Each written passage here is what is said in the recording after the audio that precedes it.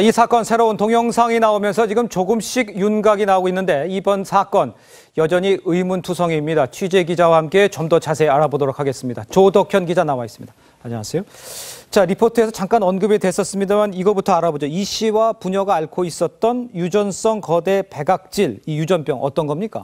네, 이 치아와 턱뼈 사이에 그 백악질이라는 조직이 있는데 여기에 종양이 과도하게 자라는 일종의 희귀암입니다. 이 씨는 이 질환 때문에 턱뼈와 잇몸을 제거했고 어금니가 한 개만 남은 상태였다고 합니다. 이 희귀암은 유전이 되는 걸로 알려졌는데요. 그래서 딸 이모 양도 이 씨와 같은 병을 앓고 있었습니다. 지금 이가 하나뿐이 없다. 고통이 아주 컸을 것 같아요. 네, 맞습니다. 예전에 이 씨의 과거 인터뷰를 보면요. 치통의 10배 정도 되는 고통이 하루 종일 계속 오는 거라고 묘사를 합니다. 그 목숨을 잃지 않으려면 종양 제거 등의 각종 수술을 성정하는 과정이죠. 20년 동안 계속 받아야 하는데 이 수술 비용만 모두 합하면 한 7억 원에서 10억 원가량이 드는 것으로 알려졌습니다. 그렇군요. 자, 그런데 이런 상황인데 부인이 목숨을 끊었다 이런 얘기가 되겠네요, 그러면? 예, 그렇습니다. 이 씨는 자살한 부인을 매우 안타깝게 여기면서 범행이 일어나기 전 한 사흘 전이죠. 9월 27일 유튜브를 통해서 동영상을 올렸는데요.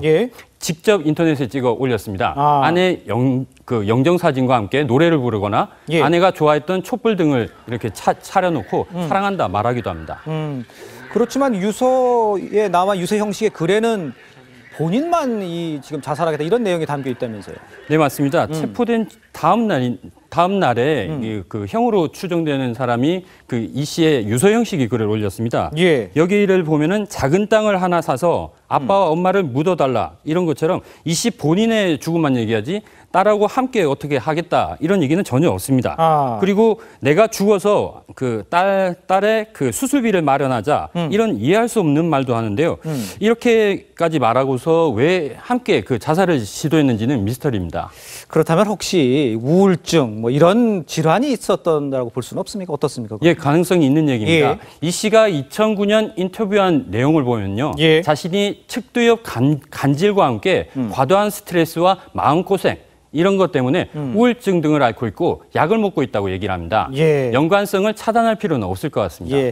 자, 가장 궁금한 게 이제 숨진 A양에 대해서 좀 알아보도록 하죠. 지금 A양, 그러니까 이 씨의 딸과는 어느 정도 가까운 사이였고 어떤 관계였습니까? 네, 숨진 A양과 딸 E양은 초등학교 동창 관계입니다. 중학교는 서로 다른 곳에 다녔지만 A양이 종종 E양 집에 놀러 갈 정도로 매우 친하게 지냈다고 합니다.